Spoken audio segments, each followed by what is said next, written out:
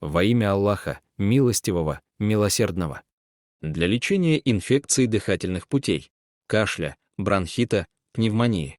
Оказывает глубокое согревающее действие. Облегчает боль в суставах.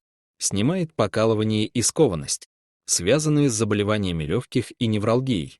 Помогает при проблемах с пазухами и боли в ухе. Herbal Medicine Academy. То, что помогает мне, когда я болею.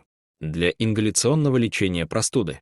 Пишите в WhatsApp +9 055 187 36506. Если понравилось это видео, подпишитесь и поставьте лайк.